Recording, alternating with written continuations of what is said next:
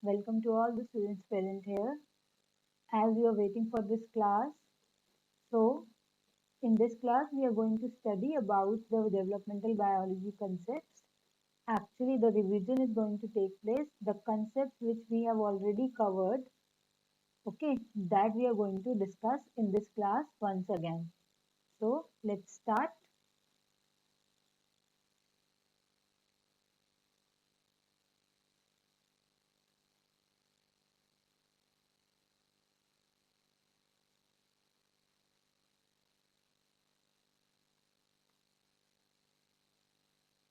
In this class, we are going to study what we have done already, okay, and rest of the videos you will find on the EduCrux app. So we will start with the structure of egg.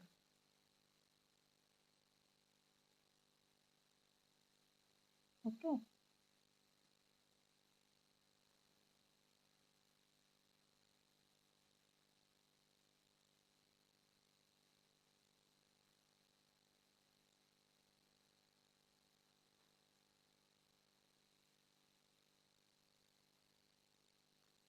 So as we have discussed this is the structure of an egg which I am drawing.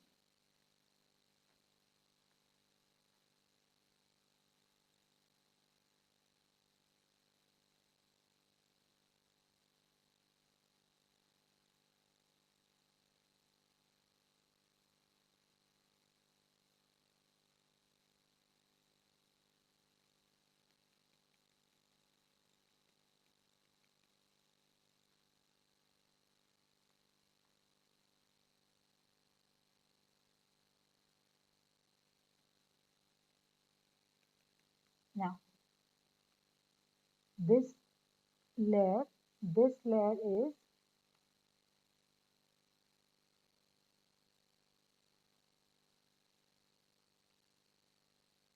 this layer is the cumulus layer. Okay. And the layer which is inner to the cumulus is the corona radiata. Is corona radiata. And these are cortical granules. Cortical granules. This is actin filament. Okay. And this layer, the black layer you are seeing here, this is the zona pellucida. This is zona pellucida. Okay. And this layer is the oolemma. Okay. This is oolemma. This is cytoplasm which is filled by mRNA. Filled with mRNA. Okay. And the outer there is thick cytoplasm.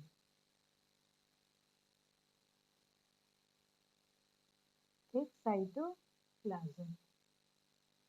And the one which is towards the outer side, the cytoplasm which is there, that is termed as the ectoplasm, because this is towards the outer side, ectoplasm.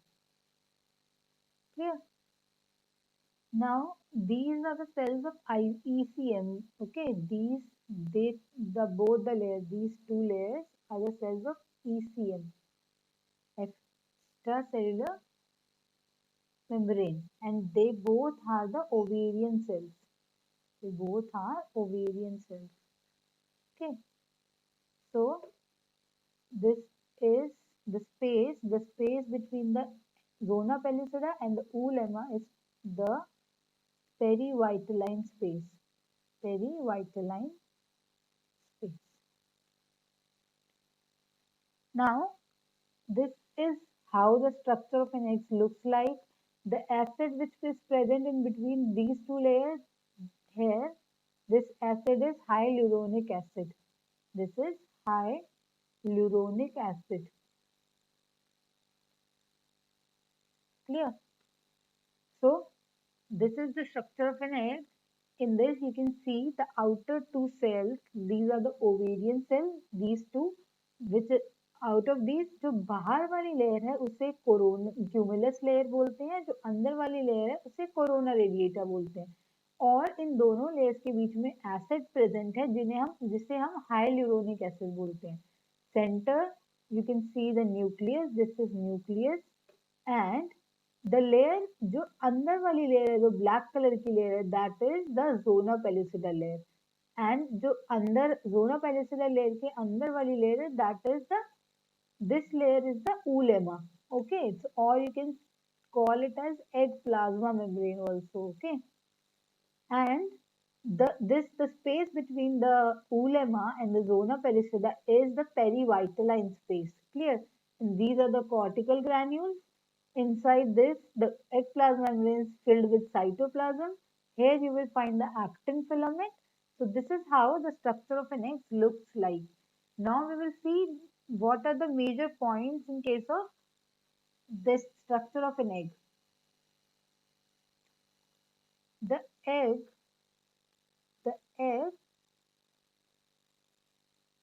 released at secondary oocyte stage. Okay, remember this point, the egg released at secondary oocyte stage in arresting phase. Okay, in arresting phase. In arresting phase at meiosis 1, meiosis 2 stage and metaphase second stage. Clear? The egg is released at secondary oocyte stage at meiosis second and metaphase second stage. But जब ये egg release होता है, the time when these eggs released, both the layers, or you can say the ovarian cells, both the layers of ovarian cells are present. Okay, जब egg release होता है, then both the layers of the ovarian cells are present. Now, when the egg is released at secondary oocyte state, then it is at meiosis second and metaphase second state arresting condition में होता है. Clear? अब जो zona pellucida है, zona pellucida, now we will talk about zona pellucida. This is important because it is non-cellular but proteinaceous layer. It is non-cellular but proteinaceous layer. Okay. दूसरी बात ये important क्यों है? Because ये egg की first खुद की layer है. Egg's first layer of itself. Egg first layer. Okay. First layer जो खुद की है itself. Okay. And दूसरी बात ये species specification show करती है. Species specification show करती है. Now what is species specification? जैसे मैंने आपको पहले बताया था, species specification का मतलब होता है जब particular कोई एक egg है, वो अपनी ही species के sperms को, ये अपनी ही species के sperms को allow करेगा कि ये इसको आके fertilize करें. Okay, ये किसी और, for example, ये species 1 के sperms हैं, ये भी species 1 के egg हैं. So if we say कि यहाँ पर ये species B के sperms हैं और you can say species 2 और यहाँ पर species 2 के eggs हैं.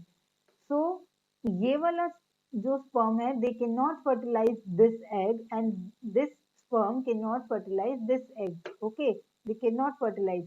So they will fertilize their own species sperm. They will fertilize their own species sperm. This is termed as species specification. Okay. Now, in species specification, as we are saying, the zona pellucida important क्यों है? Because ये non-cellular layer है और ये proteinaceous layer है. Egg की खुद की पहली layer है. ये species specificity को develop करती है. क्या develop करती है? Species specification को develop करती है. और यही लेयर जोना पेलिसेडा लेयर, अगर हम इनवर्टिब्रेट्स की बात करते हैं, इनवर्टिब्रेट्स की, तो इसे हम वाइटलाइन मेम्ब्रेन बोलते हैं, इसे हम वाइटलाइन मेम्ब्रेन बोलते हैं। क्लियर? जोना पेलिसेडा अगर इनवर्टिब्रेट्स की बात करेंगे तो उधर हम इसको वाइटलाइन मेम्ब्रेन बोलेंगे। Okay, so this is all about the structure of an egg. It is released at secondary oocyte stage, क्योंकि अभी तक फर्टिलाइजेशन नहीं हुआ है। Okay, we are studying only the structure. और इस कंडीशन में जो एग है, the egg is still, the egg is both transcriptionally and translationally inactive. Okay, translationally and transcriptionally inactive.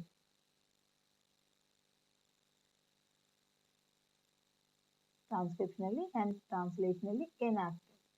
Okay, समझ आया जोना क्यों इंपॉर्टेंट है? क्योंकि एक सबसे पहली बात वो खुद की लेयर है एग की इटसेल्फ, वो स्पीशीज स्पेसिफिकेशन को डेवलप कर रही है, एंड वो एक नॉन सेल्यूलर लेयर है और प्रोटीनेशियस इन नेचर है, और वो इनवर्टिब्रेट्स में हम उस लेयर को वाइटलाइन मेम्ब्रेन बोलते हैं।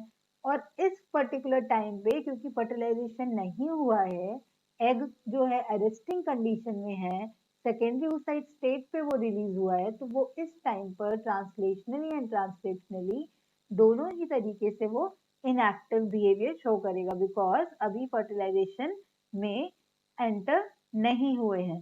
Okay, so this is all about the structure of an egg. Now we will see the structure of a sperm. Now we will talk about the structure of sperm.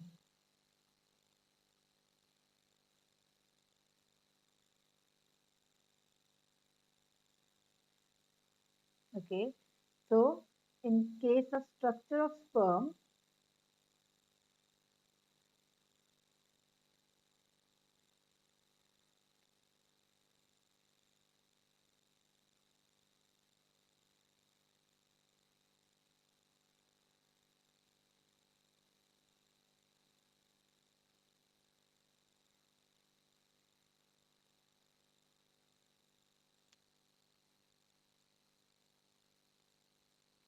so as you can see, I am drawing the diagram of the structure of sperm. Clear? So here what we will find that, let me draw it again.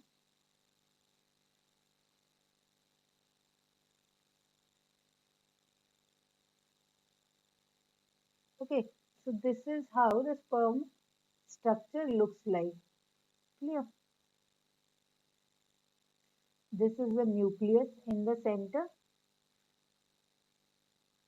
Here are the spirally coiled mitochondria is present. Okay, these are spirally coiled mitochondria.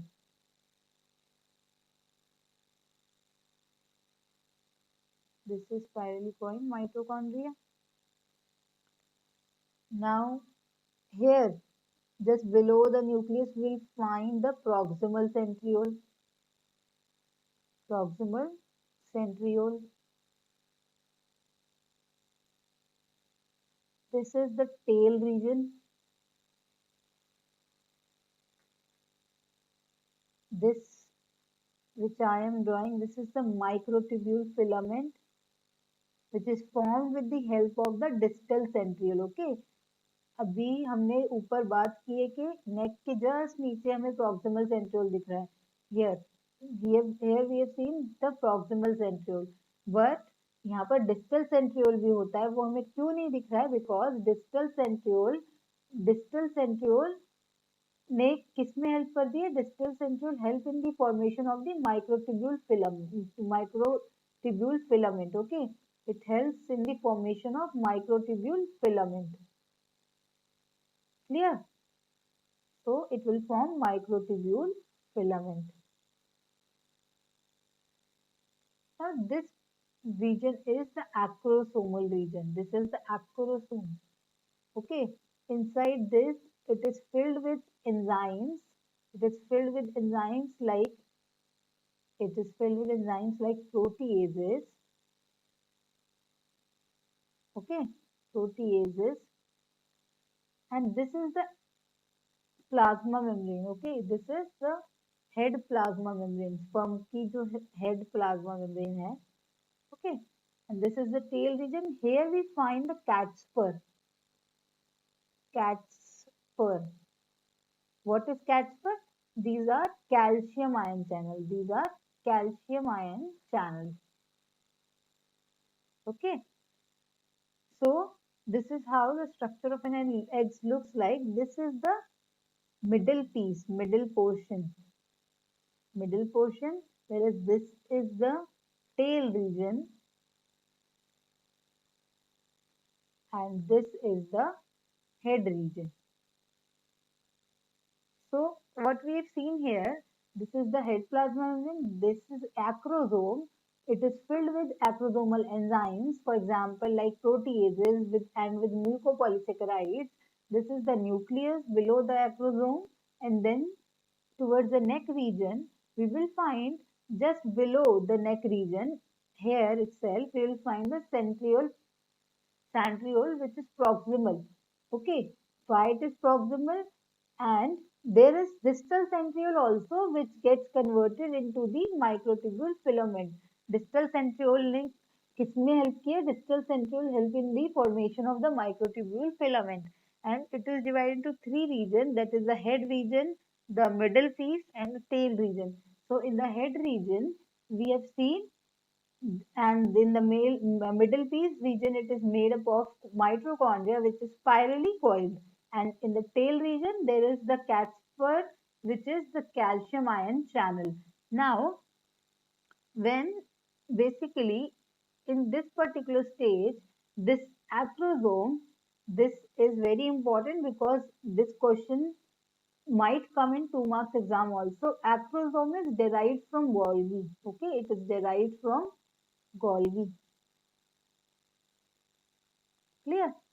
And as I told you, there are the capacitation factors present like this over here.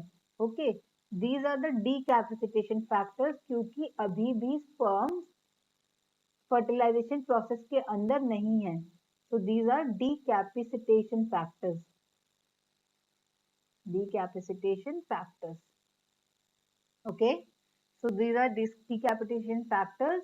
So this is how the structure of sperms looks like.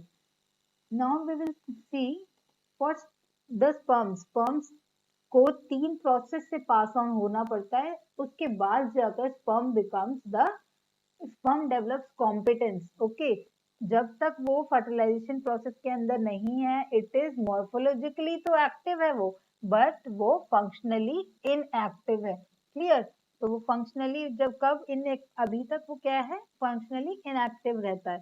तो sperm basically तीन major condition से pass on होता है, process से pass on होता है. Okay, it sperms become mature in, it becomes mature by going through 3 processes.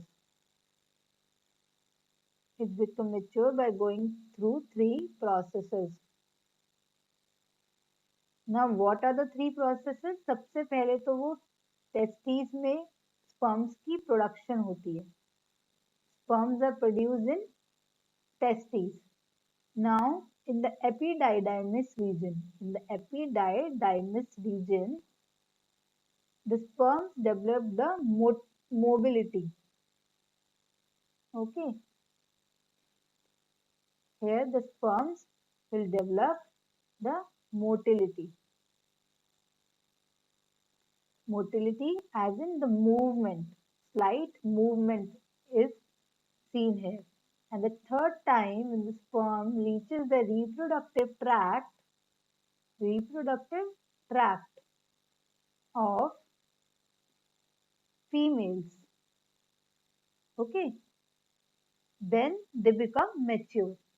So sperm need to pass from 3 particular processes, then only after that the sperm gets mature. Sperms need pass from testes for the, here the production of sperms takes place in the epididymis region. The motility is achieved as the sperms are non-motile, they cannot move by their own, so they develop motility in the epididymis region, whereas in the reproductive tract of females, they develop further motility as well as after the movement, they become morphologically they are active here also, but there is one more point because the sperm is not in the process of fertilization. Sperm is also transcriptionally and translationally. It is also transcriptionally as well as translationally inactive. Okay, it is also inactive. Clear?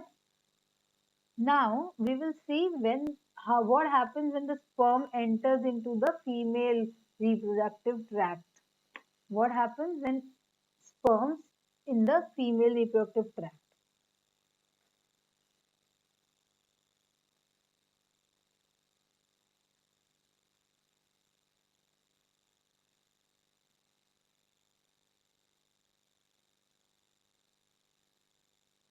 Okay. Now,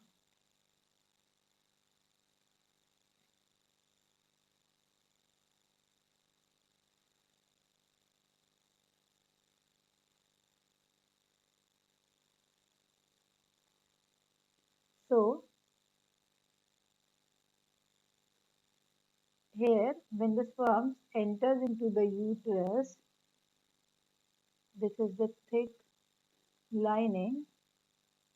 This is the thick mucus lining. Here the pH is also acidic. pH is also acidic. Okay. This is the thick mucus lining. pH is nearby about 6. Okay.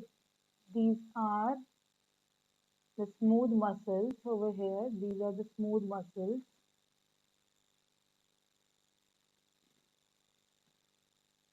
This is fimbrial-like projections.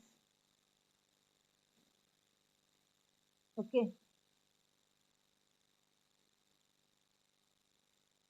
This region is the ampulla region. This region is the isthmus. And whereas this particular region after ampulla is the infundibulum.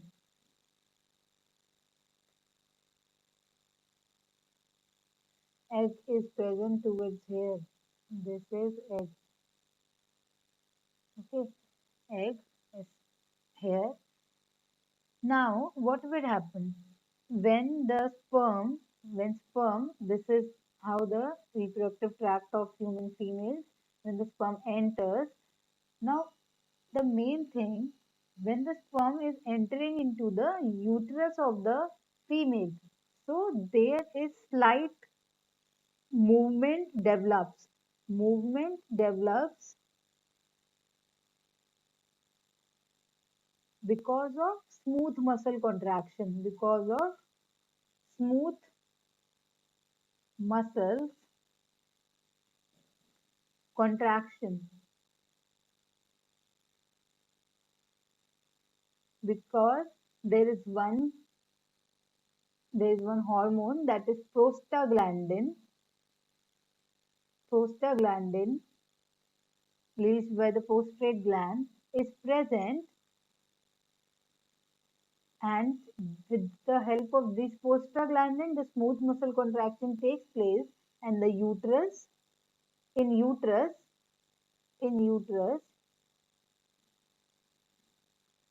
and then sperm pass through it. Sperm shows movement because sperms are directionless. Okay, so they cannot move by their own. So because of the prostaglandin, there is smooth muscle contraction takes place, by which the sperm easily अंदर जा पाएंगे. Sperm shows movement and moves inside. Clear? So this is how the sperm is moving inside.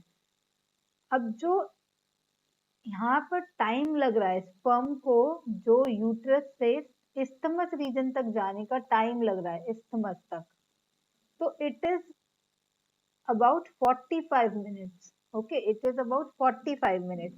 और इसी time के behaviour को जब sperm takes about 45 minutes from uterus to from uterus to the isthmus region, from uterus to isthmus. So the time taken by sperm to the isthmus region is 45 minutes. And as I told you that the pH is acidic. The pH is acidic over here, and this is thick mucus. This is thick mucus, because of which the uterus will show the innate immunity. Okay, the uterus will develop the innate immunity. Uterus develops innate immunity. Okay. अब जब sperm enter कर रहे हैं uterus में, तो वो जो innate immunity से जो उनकी यूट्रस की डेवलप करी हुई है, तो उस सारी चीजों को स्पर्म को भी फेस करना पड़ेगा. Sperm faces the conditions like the pH, thick mucus. Okay, these are the conditions which is also faced by the sperm, क्योंकि ऑब्वियसली उसको अंदर मूव करना है, उसको अंदर एंटर करना है यूट्रस से, उसको isthmus ampulla के जंक्शन तक जाना है फॉर द फ्यूजन. तो उसको भी ये सारी चीजें सेंस करनी पड़ेगी. The moment sperm passes from this particular innate immunity developed by the uterus, जो कि यूट्रस ने डेवलप की है, तो इधर ही thousand of sperms die out. क्योंकि अल्टीमेटली तो एक ही स्पर्म जाके फ्यूजन शो करेगा एक एग के साथ. ओके, तो मिलियंस ऑफ स्पर्म इजैकुएट होते हैं, मिलियंस ऑफ स्पर्म, बट अंदर फ्यूजन में कितने पार्टिसिपेट करते हैं? Only one sperm will show the participation. Clear? तो जब एक ही स्पर्म पार्टिसिपेशन शो करता है जब वो अंदर यूट्रस से एग की तरफ पहुंचता है. ओके, अब जब बात आती है कि जब अभी हमने देखा smooth muscle contraction is developed by prostaglandin, तभी उसकी हेल्प से वो अंदर जा पाया. अब बात आ रही है नेक्स्ट इंपॉर्टेंट पॉइंट इज कि जो अब स्पर्म को तो नहीं पता है कि एग की पोजीशन क्या है, तो स्पर्म कैसे सेंस करेगा कि एग कहां पर है? So the progesterone gradient is there. अब प्रोजेस्टेरॉन ग्रेडियंट की वजह से क्या होगा? जो प्रोजेस्टेरॉन ग्रेडियंट डेवलप हुआ है, due to which the sperm can sense the egg. Okay, because the progesterone gradient is developed by which the sperm can sense that के एग एक पर्टिकुलर इस पोजीशन में प्रेजेंट है. Clear? So this happens when because of the progesterone gradient. Okay, and the sperm reaches towards the egg. और fertilisation कहां पर होता है? Fertilisation takes place at isthmus ampulla junction. Okay, fertilization takes place at isthmus ampulla junction. But here also अभी जो sperms हैं, अभी हमने बात की थी कि उनके ऊपर decapacitation factors present है. जब तक वो decapacitation factors रिमूव नहीं होंगे, तब तक वो sperm उसको जाके फर्टिलाइज नहीं कर पाएगा. किसको? एग को जाके फर्टिलाइजेशन शो नहीं कर पाएगा. Okay, so here at this time the sperm is morphologically active.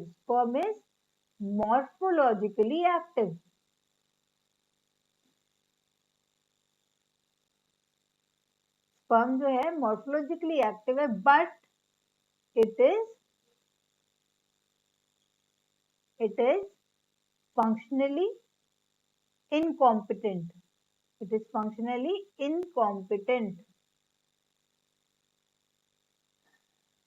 Okay, क्योंकि अभी तक उनका डिकैपेसिटेशन जो है वो रिमूव नहीं हुए हैं, डिकैपेसिटेशन फैक्टर्स। क्लियर? तो जब तक वो डिकैपेसिटेशन फैक्टर्स रिमूव नहीं होंगे तब तक स्पर्म जाकर एग को फर्टिलाइज नहीं कर पाएगा। Now we will see how the capacitation takes place. Now we will see the capacitation.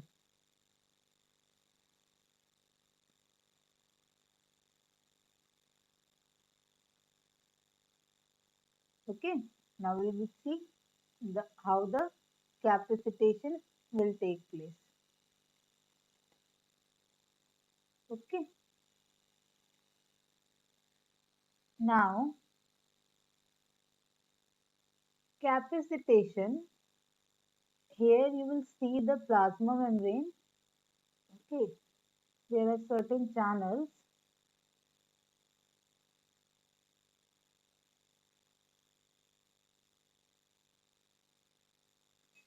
There are certain channels which you will see in the head plasma membrane of an sperm. So by these channels,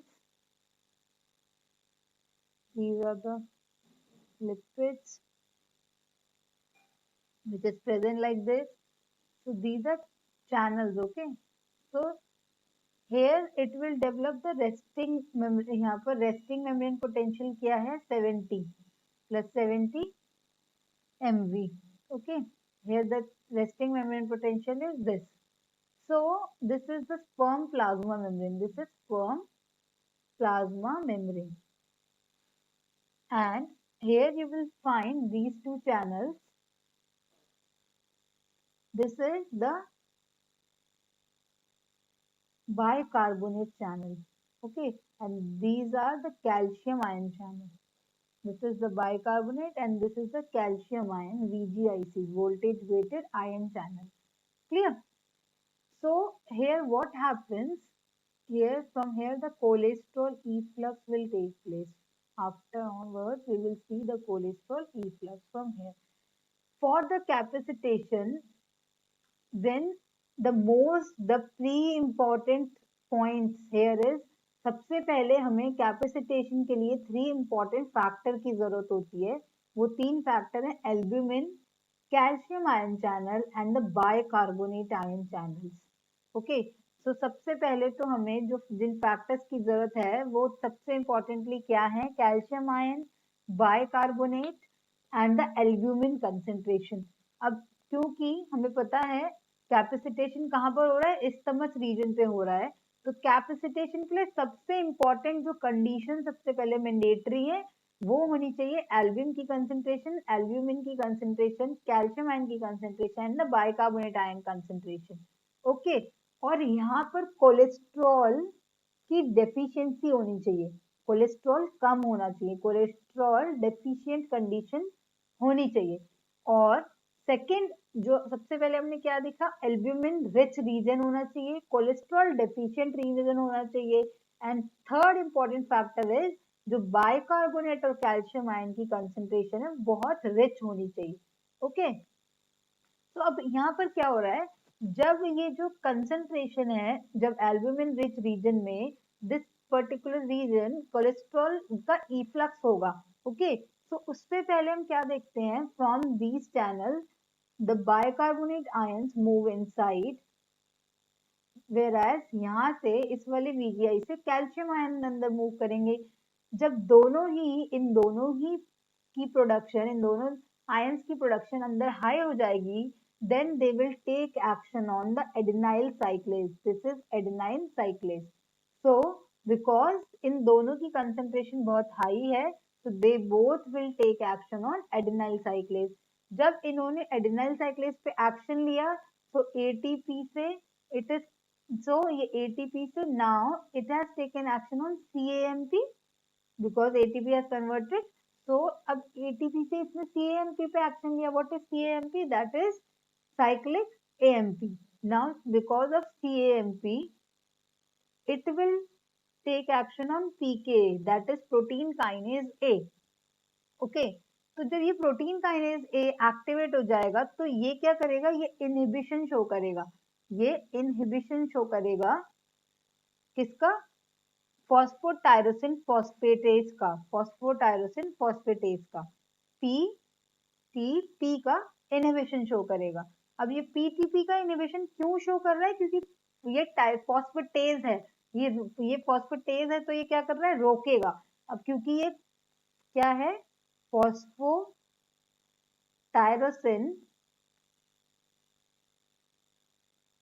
phosphatase, phosphatase means inhibition.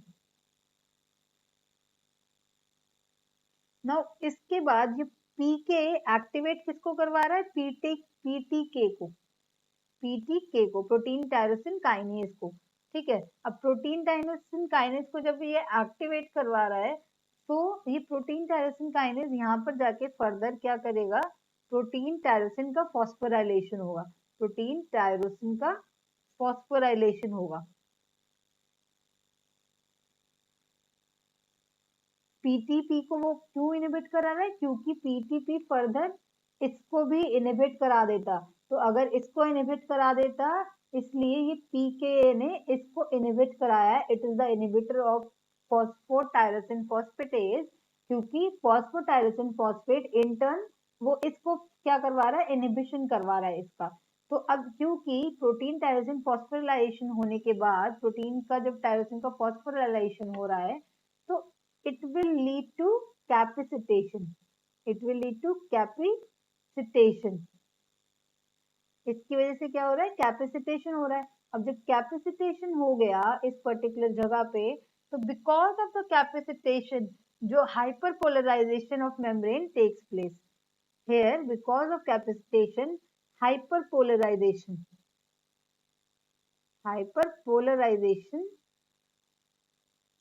takes place। okay, अब because of capacitation hyperpolarization takes place, and hyperpolarization की वजह से जो potassium ion channel है, potassium ion channel, इनकी concentration they will start moving outside from this channel, they will start moving outside from this channel, and this is how the cholesterol efflux takes place। अब ये cholesterol efflux की वजह से ही, cholesterol जो है इसकी वजह से ये जो ये पोटेशियम आयन चैनल है, इन्होंने इसको क्या करा? एक्टिवेट करा, because of which hyperpolarisation takes place and potassium ions move outside. Clear? so this is how the capacitation takes place। कैपेसिटेशन में जो मोस्ट इंपॉर्टेंट चीजें याद रखने के लिए हैं, वो है कि सबसे पहले हमें एल्बुमिन रिच रीजन चाहिए। The conditions which are required here is albumin rich region and potassium ion rich region, calcium ion rich region, but there should be the deficiency of cholesterol region।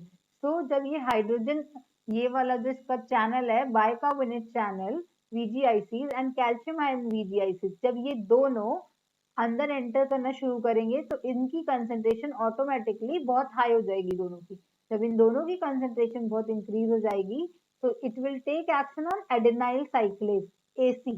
तो AC पे जब ये action लेंगे, तो it will further activate CAMP को जब इन्होंने activate करा, तो it will take action on PKA further किसको एक्टिवेट कर रहा है? PTK को एक्टिवेट कर रहा है। और इनिबिशन किसका कर रहा है? PTP का, क्योंकि PTP फर्दर इनिबिशन किसका करवा रहा है? प्रोटीन टायरोसिन फॉस्फोराइलेशन करवा रहा था जो PTK, इसको ये इनहिबिट कर देता, क्योंकि एक फॉस्फेटेज है। ठीक है, तो इसी की वजह से इसने इसको इनहिबिट कराया, and PTK will further take action, और यहाँ पर फॉस्फोराइलेशन की वजह से कैपेसिटेशन टेक्स प्लेस। अब जब कैपेसिटेशन हो रहा है, तो कैपेसिटेशन की वजह से ही hyperpolarisation of membrane is seen. Hyperpolarisation जैसे ही होती है, तो क्या होगा? जो पोटेशियम आयन है, they will start moving outside. तो इसी तरह से यहाँ पर क्या हो रहा है? जो यहाँ पर मेनली जो 3 conditions required हैं, that is the 3 conditions which are required here is albumin rich region, bicarbonate ion rich region, calcium ion rich region, and cholesterol deflux, or you can say cholesterol deficient चाहिए, हमें cholesterol की जरूरत नहीं है इस case में। Okay, so now अब इसके साथ साथ जैसे ही ये चीजें हो रही है, हाइपोपोलराइजेशन टेक्स प्लेस, तो इसके बाद जो स्पर्म में मोटिलिटी आ जाती है। Sperms now develops motility after the capacitation, develops motility. Okay, when the sperms develop motility, now they can easily move towards the egg. So जो अब इसके बाद जो प्लाज्मा मेम्ब्रेन, अब इसके बाद जो एक्रोसोम है, एक्रोसोम वो भी एक्सपोज हो जाते हैं, एक्रोसोम एक्सपोज, क्योंकि जो डिकैपेसिटेशन फैक्टर्स प्रेजेंट थे, नाउ दे आर रिमूव्ड, तो एक्रोसोम एक्सपोज हो जाता है। ओके, अब इसके साथ साथ स्पर्म विद कीमोटैक्सिस, पहले तो कीमोटैक्सिस आई गई थी, कीमोटैक्सिस के साथ साथ now sperms will show thermotaxis also, thermotexis also. Clear? With the chemotexis, now sperm is going to show the thermotexis. Thermotexis मतलब temperature. The sperm will fertilize the egg nearby, about temperature is there almost 2 degrees. Okay. अब जो sperm fertilize कर रहा है, so this is how the sperm takes action. अब इसके साथ साथ यहाँ पर sperms will also show some receptors. Okay, क्योंकि वो expose हो चुका है, sperms show receptors on the head. Clear? It will show some receptors. अब जब sperms ने, because after capacitation जो hyperactive sperms हैं, sperms reach कहाँ करेंगे? Sperms reach near to the secondary oocyte. Near secondary oocyte क्यों? क्योंकि अभी वो arresting phase में है. Okay, reach near to the arresting secondary oocyte. अब उसके बाद जो प्लाज्मा मेम्ब्रेन है वो रिसेप्टर शो करेगा एज आई टोल्ड यू, और एक्रोसोम एक्सपोज हो जाएंगे। अब यहाँ पर वन ऑफ द मेजर जो एक्रोसोमल एंजाइम है that is the hyaluronidase, responsible है वो किसके लिए? वो किसके लिए रिस्पॉन्सिबल है? डाइजेशन के लिए। किसका डाइजेशन? किसका डाइजेशन? एक्स्ट्रा सेलुलर मैट्रिक्स का सेकेंडरी oocyte के टाइम पर, that is to the zona pellucida. Zona pellucida की डाइजेशन के लिए रिस्पॉन्सिबल है। जोना पेलुसिडा डाइजेशन, ठीक है। कौन सा एंजाइम नॉर्मली रिस्पॉन्सिबल है? Hyaluronidase, which is released by the sperm. Clear? अभी जो है, जो एम्प्यूला रीजन तक पूरा जो फर्टिलाइजेशन का टाइम है, it will take about 3 hours for the sperm to reach towards the isthmus ampulla junction. isthmus ampulla junction तक के जाने तक के लिए जो complete time है, it will take about 3 hours. Clear? So this is how the sperm reaches towards near the egg. Now we will see what will happen to the zona pellucida. There are proteins. As I told you, there are zona proteins. Now we are going to study about the zona pellucida. Zona pellucida. So here, in case of zona pellucida, we have zona proteins. We have different types of zona proteins, ZP1, ZP2, ZP3. They all are of different sizes. They all are of different sizes, that is 93 kilodalton, 120 kilodalton and 200 kilodalton. Now what happens here, जो ये ZP1 है, ये linearly stabilized है, linearly stabilized है, और ये जो ZP3 है that is heavily stabilized. Okay, heavily glycosylated क्यों है? क्योंकि इसके साथ साथ इसके ऊपर नैग प्रोटीन भी अवेलेबल होती हैं। हेवीली ग्लाइकोसाइलेटेड, एंड ये लेस ग्लाइकोसाइलेशन शो कर रहा है, less glycosylated, glycosylated.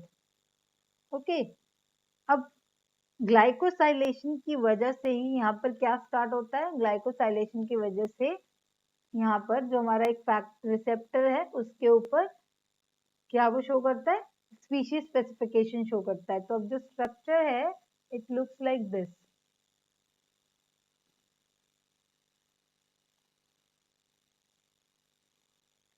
Structure will look like this. Here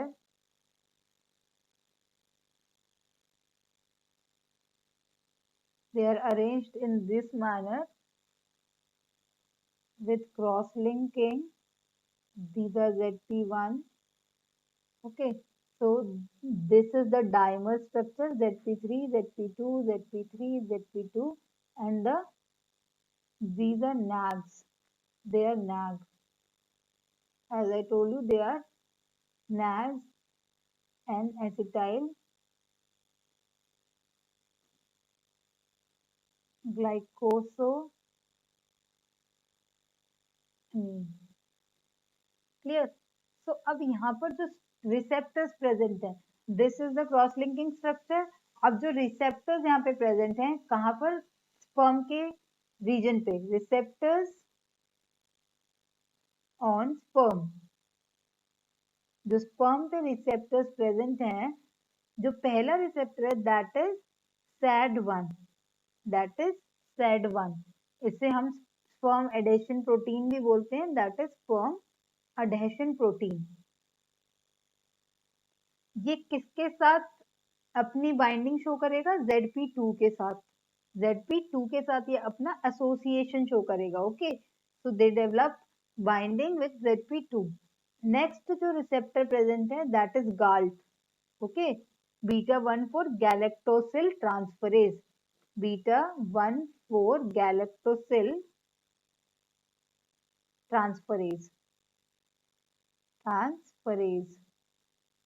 it will develop the specificity with the NAG. Okay, it will develop specificity with NAG, और NAG किस पे present है, NAG is present on ZP3. Okay, NAG is present on ZP3. Now this is the time when the second time the species specification develops. Second species specification develops over here in this region. Clear? Now the third type of receptor present is the fucosyl transferase, and the fourth one is the GPCR. Okay, the GPCR which will again take action with the ZP2. GPCR कैसे work करेगा, GPCR जो reaction show करेगा वो किसको activate करेगा, adenylyl cyclase को। Adenylyl cyclase will take action on CAMP। जब ये साइक्लिक AMP को एक्टिवेट करेगा तो ये फिर फर्दर किसको एक्टिवेट करेगा, प्रोटीन काइनेज A को। प्रोटीन काइनेज A को जैसे ही ओपन करेगा तो what they will do, by activating protein kinase A they will ये कैल्शियम आयन चैनल को ओपन करेगा और calcium ion channel start moving inside. Calcium ion channel की कंसेंट्रेशन इंक्रीज हो जाएगी यहाँ पर। ओके, सो जो SAD1 है it is showing binding with ZP2. SAD1 will show the binding with ZP2, whereas GALT will develop binding with NAG proteins. NAG proteins are present on ZP3, zona protein 3, or fucosyl transferase. Then the last receptor is the GPCR. Okay, GPCR जो हमारा ये last receptor है वो present है। Now after this, अब ये सारे ही अब जब ये डेवलप स्पेसिफिकेशन डेवलप कर रहे हैं तो जब तक इनका क्लोज कॉन्टैक्ट नहीं होगा, until and unless there is no close contact, जब तक क्लोज कॉन्टैक्ट किसका नहीं होगा, स्पर्म एंड एग का, तब तक स्पर्म और ज़ोना पेलिसिडा या स्पर्म और एग का, तब तक यहाँ पर फर्टिलाइजेशन नहीं होगा। It will not lead to the fertilization. Clear? अब एक यहाँ पर एक छोटा सा अगर मैं पॉइंट बोलूं, this is the point, important point, कि अगर क्या होगा अगर हम, what would happen when गाल्ट और नैग दोनों को ही रिमूव कर दें, गाल्ट और नैग को रिमूव कर दें, तो क्या होगा? There will be no fertilization, there will be no fertilization. Clear? जब दोनों ही गाल्ट और नैग रिमूव हो जाएंगे तो फर्टिलाइजेशन नहीं होगा। अब हमने यहाँ पर एक बात कही थी कि ये वाला जो है factor, this is heavily glycosylated. ये हेविली ग्लाइकोसाइलेटेड क्यों है? बिकॉज ये वाले जो सारे हैं ये they all are showing N glycosylation, N glycosylation, but जो ये हेविली ग्लाइकोसाइलेटेड है ZP3 with N glycosylation, ये O glycosylation भी शो करेगा। Okay, with N glycosylation it will show the O glycosylation also. Clear? Now this is how the fusion, the sperm, there are receptors which is taking place and they are attracting towards the certain factors of zona protein। अब इसके बाद जो हमारा acrosome है, जो हमारा acrosome है, तो एक्रोसोमल रिएक्शन होगी यहाँ पे, एक्रोसोमल रिएक्शन। एक्रोसोमल रिएक्शन कब होगी? ऑब्वियसली सबसे पहला important point, release of the enzymes, release of enzymes. अब एंजाइम्स कौन कौन से थे हमने देखे थे, एक्रोसोम में कौन से एंजाइम्स प्रेजेंट थे? Enzymes like proteases. ओके, अब ये किसका है? प्रोटीएजेस। अब प्रोटीएजेस क्या रिलीज करेगा? एक्रोसिन रिलीज करेगा। ओके, जब ये एक्रोसिन को रिलीज करवाएगा तो इसकी वजह से ये जो एक्रोसिन है it will digest the zona, it will digest the zona pellucida layer. And जब इसने डाइजेस्ट कर लिया है जोना पेलिसिडा लेयर को, तो जो स्पर्म है now it becomes expose to the oolemma layer. अब स्पर्म किसके पास पहुंच गया है? ऊलेमा लेयर के पास पहुंच गया है। ओके, जब ये ऊलेमा लेयर के पास पहुंचा है तो अब हम देखेंगे कि फ्यूजन कैसे डेवलप होगा when the sperm reaches near to the oolemma layer. Okay, अब हम देखेंगे the fusion between the membranes. कौन सी membranes? Oolemma and the sperm membrane. Okay, तो ये वाली जो लेयर है हमारी, ये वाली जो सबसे पहले तो ये स्पर्म है, दिस इज स्पर्म।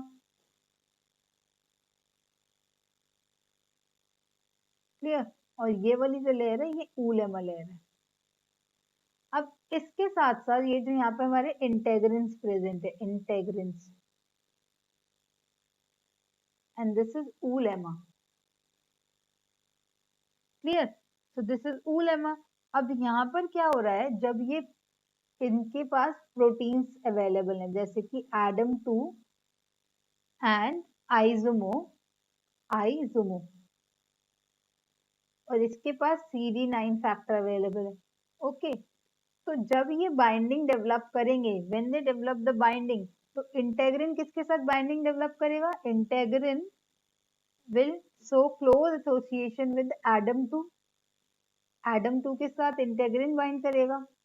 और जो हमारा आइसोमो है, Izumo protein coding genes, they develop binding with CD9। Okay, CD9, तो ये वाला जो रीजन है, when the isomo is binding with CD9, this is the region where the fusion is taking place, and this is the region where the third time the species specification comes, species specification comes। okay, species specification कब आ रहा है? when the isomo is making contact with the CD9 molecule। okay, तो इस time पर ही हमारा third specification develop हो रहा है, इसी टाइम पर हमारा फ्यूजन हो रहा है। Okay, so this is how the proteins fuse with the ulema layer and the fusion comes। now we will see, now here what we are going to see here, अब जब fusion हो चुका है अब ये फ्यूजन हो चुका है, तो यहाँ पर जो स्पर्म है, दिस इज द स्पर्म। अब ये स्पर्म कुछ कंटेंट्स, क्योंकि फ्यूजन हो चुका है, तो sperm what will do, sperm will release its content or oozes out its content into the egg. Okay, sperm will ooze out its content into the egg like, अब calcium ion concentration बहुत यहाँ पर सबसे ज्यादा high हो जाएगी, और sperm के जो साइटोप्लाज्म है, स्पर्म साइटोप्लाज्म यहाँ पर, और इसके बाद जो है यहाँ पर मेल का न्यूक्लियस, मेल प्रोन्यूक्लियस, न्यूक्लियस, यहाँ पर हमारा प्रॉक्सिमल सेंट्रियोल भी आ जाएगा, किसका, मेल का प्रॉक्सिमल सेंट्रियोल, स्पर्म रीजन में हमने देखा था। और ये किस में हेल्प करेगा, it will help in the spindle formation, it will help in spindle formation. अब जब आगे ये जो मेल का न्यूक्लियस है और जो फीमेल का न्यूक्लियस ऑलरेडी प्रेजेंट है, ये जो फीमेल का प्रोन्यूक्लियस है, यहाँ पर क्या होगा, अब क्योंकि ये वाला भी अरेस्टिंग फेज में है, अभी अरेस्टिंग फेज में है ये वाला, तो जब ये मेल का प्रोन्यूक्लियस, ये दोनों आके एक दूसरे से बाइंडिंग शो करेंगे, यहाँ पर क्या हो रहा है, ये मेल का प्रोन्यूक्लियस फीमेल के प्रोन्यूक्लियस से आके व्हेन, अब इसको बिकॉज ऑफ दिस, ये अभी क्या था, इनएक्टिव था फीमेल, तो जैसे ही ये एक्टिवेट, क्योंकि कैल्शियम आयन की कंसेंट्रेशन बहुत इंक्रीज हो चुकी है, तो इस it will become activated because of the calcium ion concentration. अब जैसे ये एक्टिवेटेड फॉर्म में होगा female nucleus, it will bind with it will bind with the male pronucleus, it will bind with the male pronucleus and the syngamy happens, syngamy happens। अब sperm cytoplasm के पास कुछ factors होते हैं, sperm cytoplasm के पास जो factors हैं वो क्या है, MPF है। MPF क्या बताया था मैंने, maturation promoting factor, maturation promoting factor. Okay, ये हमारे पास जो स्पर्म है, स्पर्म का साइटोप्लाज्म के अंदर कौन से फैक्टर्स होते हैं, मैच्यूरेशन प्रोमोटिंग फैक्टर्स।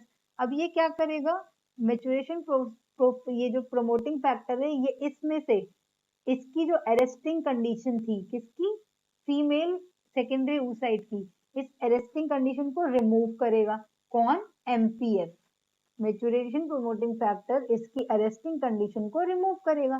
अब जैसे ही इसकी अरेस्टिंग कंडीशन हट जाएगी, इट बिकम्स एक्टिवेटेड। अब जब ये एक्टिवेटेड हो गया, तो ये किसके साथ फ्यूजन शो करेगा, ये मेल के प्रोन्यूक्लियस के साथ फ्यूजन शो करेगा, and it will lead to the formation of zygote। Okay, after the syngamy it will lead to the formation of zygote। Clear? So this is how the fusion takes place in case of this male and the female hair।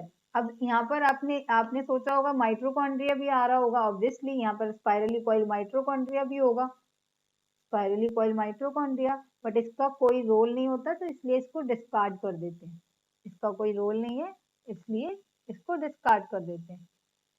अब हमने fusion तो पढ़ लिया है, अब हम पढ़ेंगे prevention, क्योंकि प्रिवेंशन इसलिए हमें इम्पोर्टेंट है पढ़ना, बिकॉज क्योंकि अगर एक ही टाइम पर एक से ज्यादा स्पर्म्स आके एक ही एग को फर्टिलाइज कर देंगे, तो वो वहां पर डेवलपमेंट हो जाएगी एक से ज्यादा जाइगोट की, तो उसी को प्रिवेंट करने के लिए we will study about the prevention of polyspermy, prevention of polyspermy. Okay,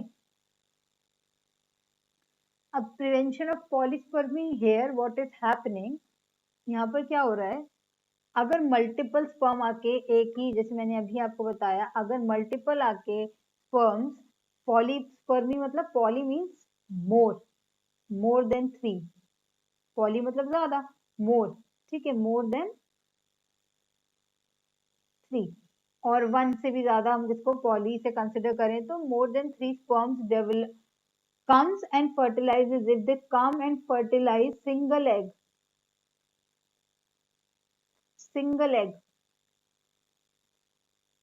it will result in unviable embryo. It will result in unviable embryo. Okay, इसलिए that is the reason. Therefore, polyspermy must be prevented. Therefore, polyspermy must be prevented.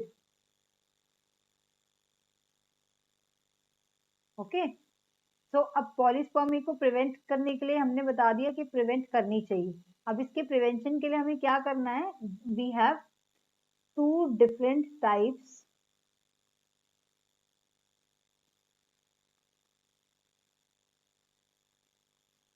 जो पहली type है वो है slow block, और जो second type है that is fast block. अभी हम one by one will study.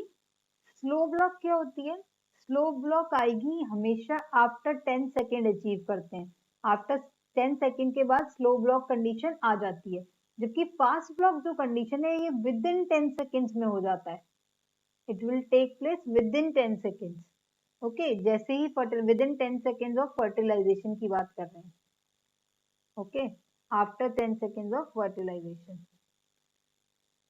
Okay, now अभी जब हम स्लो ब्लॉक फास्ट ब्लॉक की बात करते हैं, फास्ट ब्लॉक क्या है?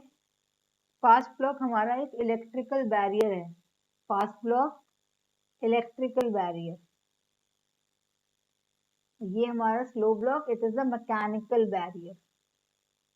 ओके, तो रिमेंबर अगर हम फास्ट ब्लॉक की बात कर रहे हैं तो वो एक इलेक्ट्रिकल बैरियर है. Clear?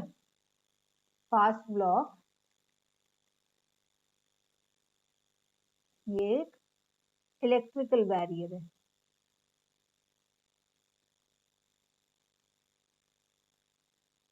Okay, it is type of the electrical barrier. अब ये कितनी देर में हो जाती है? Within 10 seconds. Within 10 seconds of fertilization. अब यहाँ पर क्या हो रहा है? ये जब हमारा एग होता है, एग की जो कंडीशन होती है it is this is from outside it is positive. जो रेस्टिंग मेम्ब्रेन पोटेंशियल है, रेस्टिंग मेम्ब्रेन पोटेंशियल वो क्या होती है? -70 MV होती है. ठीक है, तो इसकी स्टेट कैसी है? भी पोलराइज्ड है. इसकी स्टेट कैसी है? एग की पोलराइज्ड है. जब ये अपनी because of the electrical barrier ये क्या करेगा? ये कंडीशन कब है? ये जब फर्टिलाइजेशन नहीं हुई है, बिफोर फर्टिलाइजेशन वाली कंडीशन है. जब फर्टिलाइजेशन हो जाएगा, after fertilization the egg become depolarized. Egg become depolarized. अब depolarized कैसे? By changing its condition. Changing it's condition कैसे चेंज हो रही है? ये यहाँ पर इसके पास कुछ चैनल्स हैं. ओके, ये कौन से चैनल है? सोडियम आयन चैनल है. Sodium ion channel. तो इन्हीं चैनल्स के through sodium ion move inside. Sodium ion move inside. अब जब अंदर सोडियम आयंस की कंसेंट्रेशन बहुत ज्यादा इंक्रीज हो गई है तो it will alter the condition. Now the egg become depolarized. Okay, because of the sodium ion channel the egg become depolarized. Okay, अब depolarization achieves at 20 MV से to about 30 MV. Okay, so this is how the polarized form polarized egg will become the depolarized. तो जब ये condition change हो गई है, क्योंकि fertilisation अगर कोई एग फर्टिलाइजेशन के अंदर जा रहा है तो वो अपनी रेस्टिंग स्टेट में होगा बिफोर फर्टिलाइजेशन. बट जब वो फर्टिलाइजेशन के होने के बाद वो वाली कौन सी कंडीशन में आ जाता है? डीपोलराइज कंडीशन में. इसीलिए हम इसे इलेक्ट्रिकल बैरियर बोलते हैं, क्योंकि ये विद इन 10 सेकेंड्स में हो जाता है. विद इन 10 सेकेंड्स में ये हो जाता है. अब जब ये डीपोलराइज्ड हो गया है, क्योंकि फर्टिलाइजेशन के लिए जो नेसेसिटी है वो यही है, स्पर्म आके स्पर्म जब फर्टिलाइजेशन के लिए एग के पास आते हैं। सो ये सिर्फ पोलराइज स्टेट वाले स्पर्म को ही फर्टिलाइज करते हैं, पोलराइज स्टेट स्पर्म। जब ये ऑलरेडी डीपोलराइज्ड हो गया है तो sperm will not come and fertilize this egg. So this is how the fast block takes place. Okay, fast block mainly किसकी वजह से हो रहा है? Because of the sodium ion channel, क्योंकि सोडियम आयन चैनल की वजह से ही depolarization is taking place. Clear? So, and this happens within 10 seconds. Now, we will see how the slow block works. Now, we will see how the slow block works.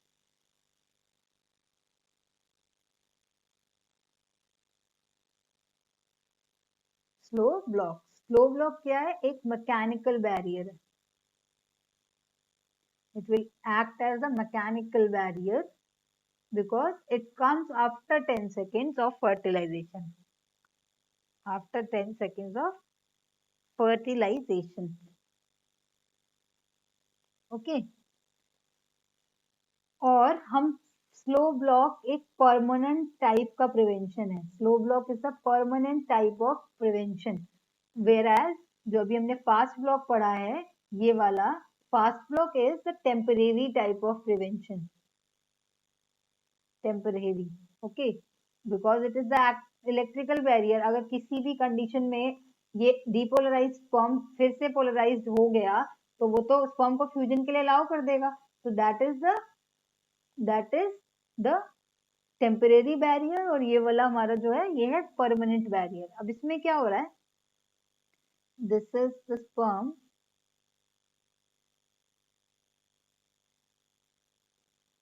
And this is the egg region. Clear? तो जब ये यहां से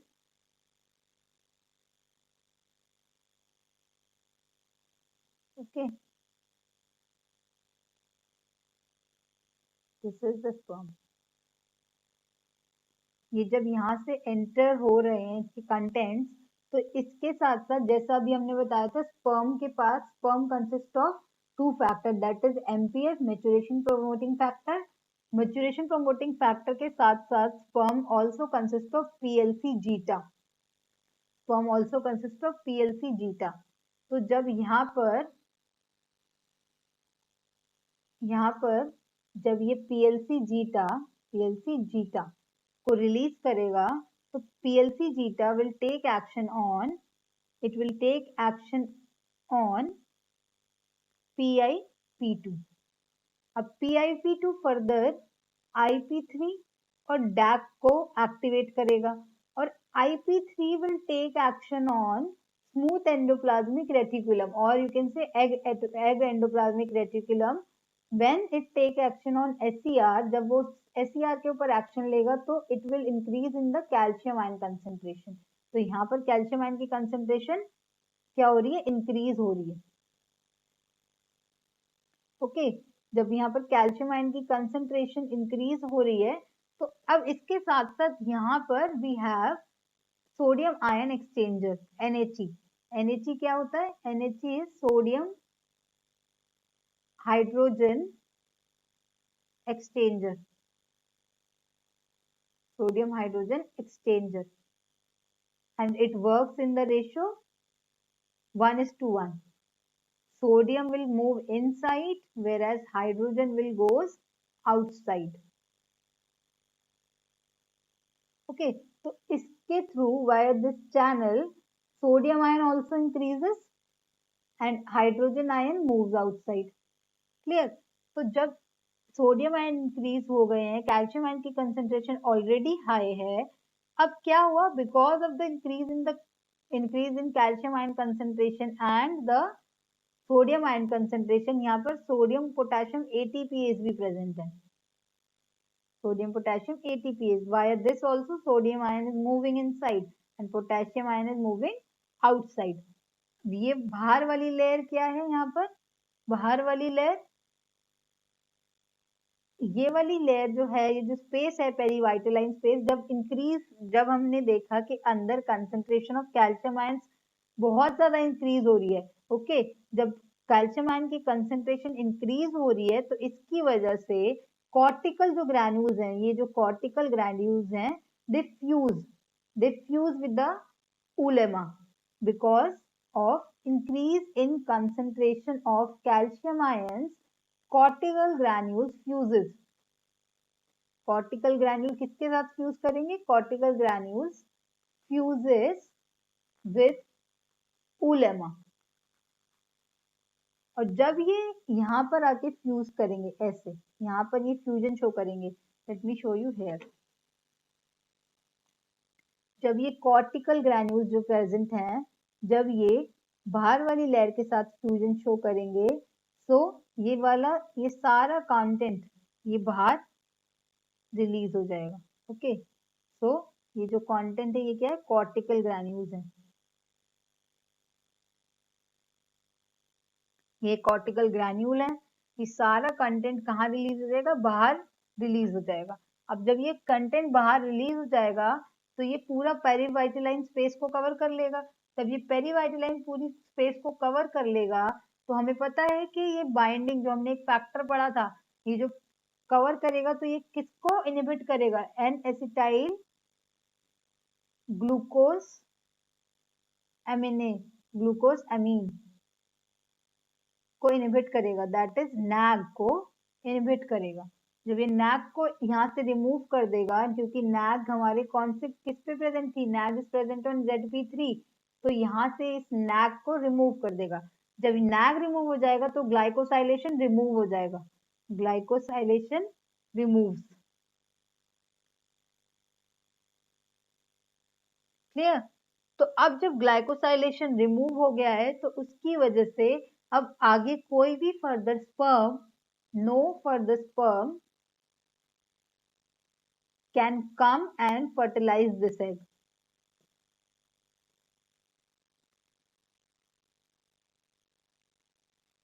fertilize this egg. This is how the prevention of polyspermy takes place because of the glycosylation. जैसे ही ये glycosylation remove हुआ यहाँ से, क्योंकि ये nag molecules किस पे प्रेजेंट थे? ZP3 पे प्रेजेंट थे. जैसे ही glycosylation हुआ उसके बाद कोई भी sperm एसोसिएशन नहीं शो करेगा जोना पेलिसिडा के साथ. तो इसी की वजह से हमारा जो है फास्ट स्लो ब्लॉक डेवलप हो जाएगा. Slow block generates. और स्लो ब्लॉक परमानेंट क्यों है? बिकॉज यहाँ पर ये परमानेंट है क्योंकि ग्लाइकोसाइलेशन ही रिमूव हो गया. अब जब ग्लाइकोसाइलेशन रिमूव हो जाता है तो इसकी वजह से जो प्रिवेंशन हो जाएगी वो हो जाती है. बट यहाँ पर एक और इम्पोर्टेंट पॉइंट है जो याद रखने वाला है, क्योंकि हमें पता है कि जो सोडियम हाइड्रोजन एक्सचेंजर है, तो फर्टिलाइजेशन के बाद जब फर्टिलाइजेशन हो रहा है, अब जब फर्टिलाइजेशन हो चुका है, आफ्टर फर्टिलाइजेशन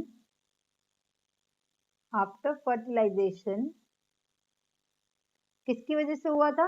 फर्टिलाइजेशन के बाद जो NHC है, सोडियम हाइड्रोजन एक्सचेंजर, यहाँ पर हाइड्रोजन आयन की कंसेंट्रेशन में डिक्लाइन होना शुरू हो जाता है. कहाँ पर? साइटोसोल में. अब जिसकी वजह से एल्कलाइनेशन डेवलप हो जाएगी. एल्कलाइनेशन कहाँ पर? साइटोसोल में. अब एल्कलाइनेशन जब डेवलप हो जाती है साइटोसोल में, इसी की रिक्वायरमेंट होती है. जाइगोट तभी क्लीवेजेस शो करता है. Zygote go for cleavage. Okay, when the alkalinisation is observed in cytosol, वो ही हमारा इंपॉर्टेंट जो हमारी कंडीशंस होती है. This is the conditions. Okay, because of sodium hydrogen exchanger, hydrogen ion concentration cytosol में डिक्लाइन हो रही है. जब वो डिक्लाइन हो रही है तो एल्कलाइनेशन डेवलप हो रहा है साइटोसोल में. एल्कलाइनेशन की वजह से जाइगोट क्लीवेजेस शो कर पाता है. Okay, so this is the specification of NHE, sodium hydrogen exchanger. Sodium hydrogen exchanger की डिक्लाइनिंग कंडीशन की वजह से ही जाइगोट जो है क्लीवेजेस शो कर पाता है. अगर NHE एब्सेंट होगा तो कोई क्लीवेज होगी ही नहीं. अगर NHE एब्सेंट है तो there will be no cleavage, क्योंकि अगर वो एब्सेंट है तो हाइड्रोजन आयन कंसेंट्रेशन को रिमूव ही नहीं, कम ही नहीं हो पाएगी, तो एल्कलाइनेशन डेवलप नहीं होगा. एल्कलाइनेशन डेवलप नहीं होगा, then the zygote will not show any cleavages. So this is how the fertilization takes place. In case of the fertilization takes place, the how we have seen the structure of egg and sperm and how they are showing fusions. Clear? So this is all about the structure and the functions of the sperm and the egg. Now we will study about the next topic, that is the types of eggs. Now we will study the types of eggs. Okay, we are studying the types of egg because यहाँ पर हम yolk की ही concentration की ही बात करते हैं. Majorly we are focusing on the yolk concentration. अब इससे पहले हमें ये पता होना चाहिए कि yolk होता क्या है. तो yolk क्या है? Yolk जो हमारा न्यूट्रिशनल सब्सटेंस होता है. क्या होता है? Nutritional substance. Nutritional substance. अब ये किससे मिलके बना होता है? ये बना होता है ग्लाइकोप्रोटीन्स और ग्लाइकोलिपिड्स से. Glycoproteins, it consist of glycoproteins and glycolipids. और इन दोनों में से ज्यादा हायर कंसंट्रेशन किसकी होती है? ग्लाइकोलिपिड्स की होती है, ग्लाइकोप्रोटीन्स से ज्यादा. और उसके बाद ये कहाँ से सिंथेसाइज होता है योग? It is synthesized from Golgi. Okay, it is synthesized from Golgi apparatus. Golgi. अब सिंथेसिस, जब ये सिंथेसिस को हम क्या बोलते हैं? सिंथेसिस. सिंथेसिस ऑफ योग, इसे हम क्या बोलते हैं? वाइटेलोजेनेसिस. इसे क्या बोलते हैं? वाइटेलोजेनेसिस. क्लियर? सिंथेसिस ऑफ योग को हम क्या बोलेंगे? वाइटेलोजेनेसिस. अब depending upon the concentration of yolk, okay, in the animal kingdom, depending upon the concentration of yolk, there are different types of yolks. तो पहले अभी हम जो पढ़ने जा रहे हैं वो हम पढ़ने जा रहे हैं on the basis of concentration. On the basis of concentration.